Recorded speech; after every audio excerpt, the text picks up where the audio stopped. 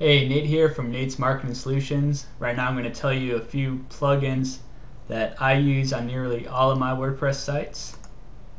Thesis, I've already talked about it before. It's not really a plugin, it's a theme, but I use it on all of my WordPress sites because it's awesome.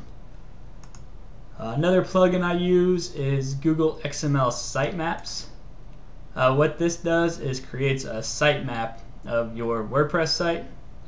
What it is like all the pages on your site located in one place, so that way search engines can better index your website. Now it works well with Google, Bing, and Yahoo. You might need to make a webmaster accounts with those search engines to submit your sitemap to, but definitely helps with indexing.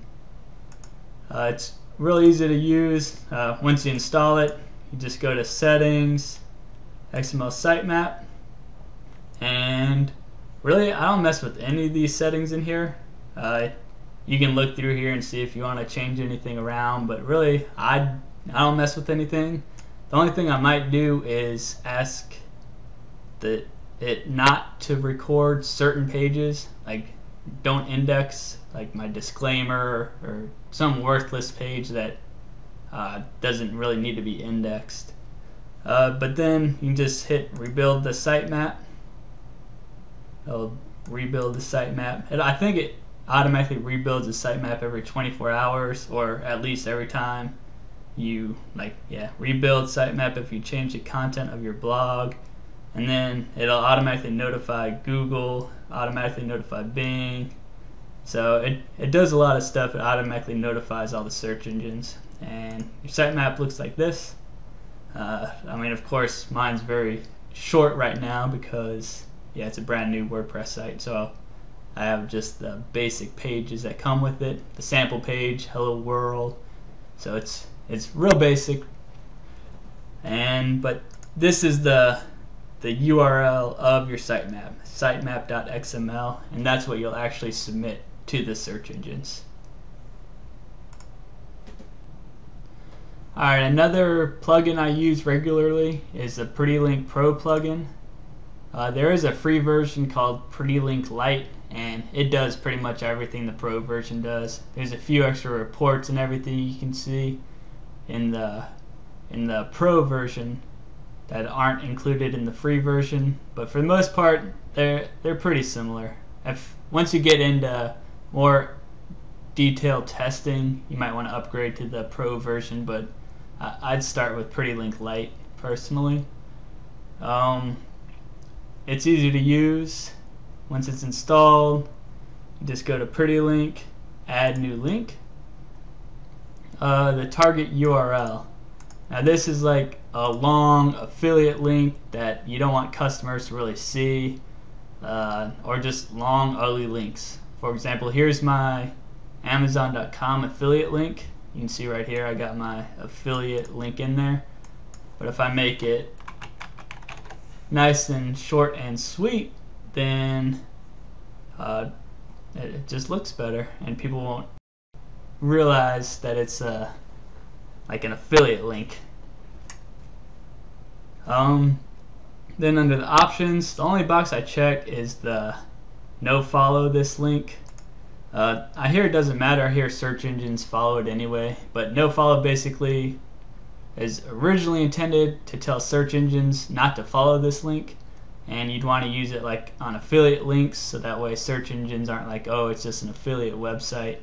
But I hear search engines follow it anyway, so it doesn't really matter. But I check it anyway. And then I just leave track hits on this link. And I hit create. So now if I click to go to this pretty link, it'll go to my Amazon affiliate link. See? So that's what PrettyLink does. The hits function right here is pretty cool as well. It tells you who clicked on what link. So that's also pretty neat to see. And then there's also several other reporting options and tools that you can use.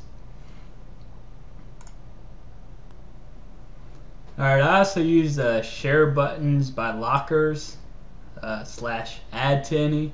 It's a social media plugin. It just puts like, the little share button on your posts or on your pages, so that way people can share your posts, articles, reviews on Facebook, Twitter, Google, all those social networks. But yeah, it's easy to install. Once it's installed, just go to settings, add to any, and you just select like what services you want it to have. Like we'll just select Facebook, choose what you want it to look like. We'll make it, choose where you want it to be displayed at. There's all sorts of, you can make it custom or text only. You can select all these if you want. You can select a few of these if you want. Select top or bottom if you want it on the front page or archive pages. There's a whole bunch of options. There's other JavaScript variables that you can go check out. Again, some CSS, so you can make it look any way you want, but we'll just keep it at those settings, and it looks like this right here. So that way people can quickly like your post, or they can share it on any of these other networks. So it's just a great, easy plugin to have in order to enable social sharing, which is what my blueprint follows, is to share every one of your posts. So this is the plugin I use for that. Alright, I've already shown you WP Super Cache and told you why it's great and how to set it up and everything. But the last plugin I use is the WordPress backup to Dropbox. The worst thing that could happen is you spend hours and months, years, whatever, building a website, and it's not backed up. Now, there's several other backup plugins, and HostGator, you can back your website up through HostGator. The main thing is make sure you back up your site, because you do not want it to get hacked or something crazy to happen and it just break.